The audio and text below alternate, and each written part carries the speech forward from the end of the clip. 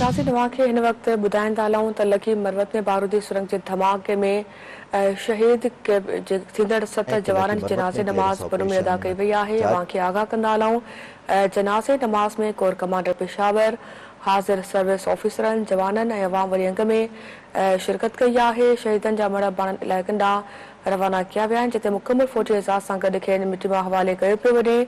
ISPR जो चवणु आहे त पाकिस्तान जी सिक्योरिटी फोर्सिस दहशतगर्दी जी लानत खे ख़त्म करण जे लाइ पुरज़म आहिनि। अवां खे नासिन आगाह कंदासीं त लकी मरवत में बारूदी सुरंग जे धमाके में शहीद थींदड़ 7 जवाननि जी जनाज़े नमाज़ बन में अदा कई वई आहे। अवां खे ॿुधाईंदा हलूं हिन वक़्तु वज़ीर आज़म शहबाज शरीफ़ भी कैप्टन फराज़ इलियास जी जनाज़े नमाज़ में शरीक आहे। अवां खे ॿुधाईंदा हलूं वज़ीर आज़म शहबाज शरीफ़ जनाज़े खे कुल्हो बि ॾिनो आहे।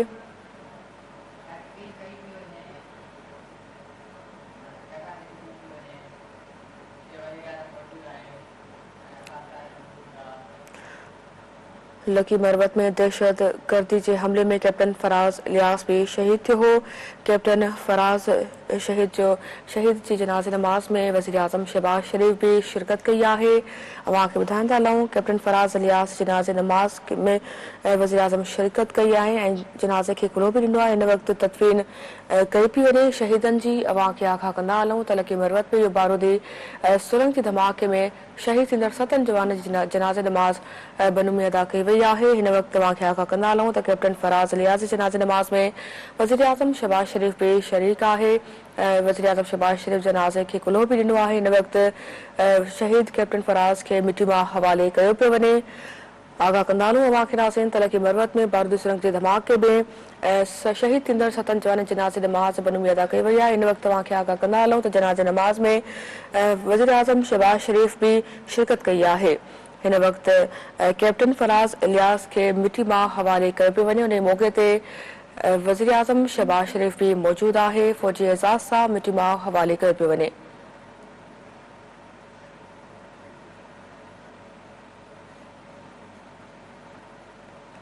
वज़ीर आज़म शहबाज शरीफ़ सां वफ़ाक़ी वज़ीर भी गॾु आहिनि। अवां खे आगाह कंदा हलूं कैप्टन फराज इलियास जे जनाज़े नमाज़ में वज़ीर आज़म शहबाज शरीफ़ शिरकत कई आहे। जनाज़े खे कुल्हो बि ॾिनो। हिन वक़्तु शहीद कैप्टन खे मिटी मां हवाले कयो पियो वञे।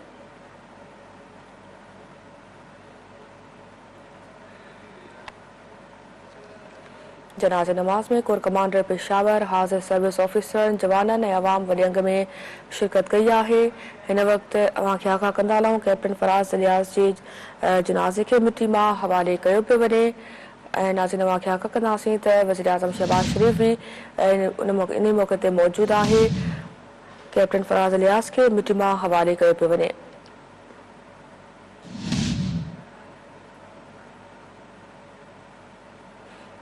ISPR जो चवणु आहे त पाकिस्तान जी सिक्योरिटी फोर्सिस दहशतगर्दी जी लानत खे ख़त्म करण जे लाइ पुरज़म आहे।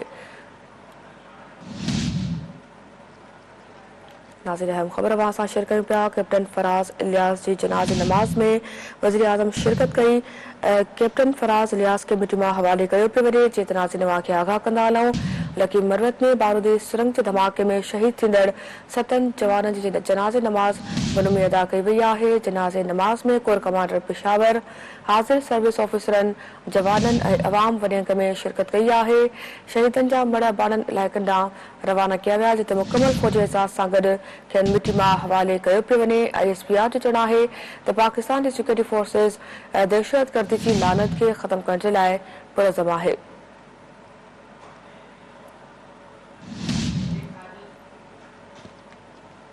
नाज़रीन अवां खे ॿुधाईंदा हलूं लकी मरवत में बारूदी सुरंग जे धमाके में शहीद थींदड़ 7 जवाननि जी जनाज़े नमाज़ बन में अदा कई वई आहे।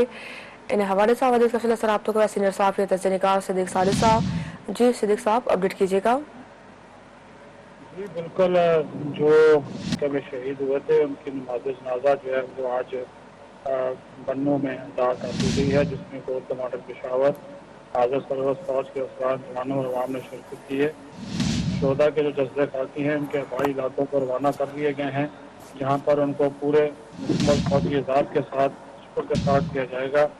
दूसरी तरफ वज़ीर आज़म शहबाज शरीफ ने जो कैप्टन मोहम्मद फराज इलियास हैं उनकी नमाज जनाजा में शिरकत की है। Army chief general Syed Asim Munir ने भी शिरकत की है।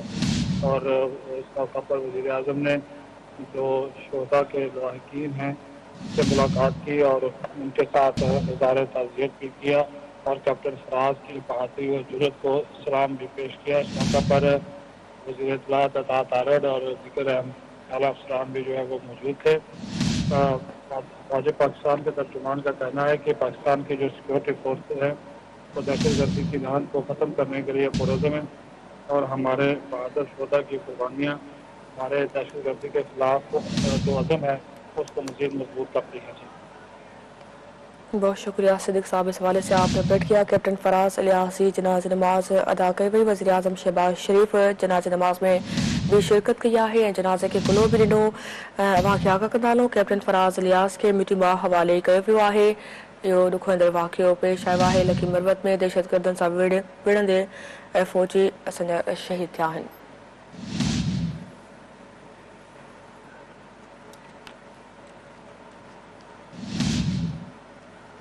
लकी मरवत में बारूदी सुरंग जे धमाके में शहीद थींदड़ 7 जवाननि जी जनाज़ नमाज़ बनूमी अदा कई वई आहे। जनाज़ नमाज़ में कोर कमांडर पिशावर, हाज़िर सर्विस ऑफिसरनि, जवाननि ऐं अवाम वॾे अंग में शिरकत कई। शहीदनि जा मणा बाणनि इलाइक़नि ॾांहुं रवाना किया विया जिते मुकमल फ़ौजी एज़ाज़ सां गॾु खेनि मिटी मां हवाले कयो पियो वञे।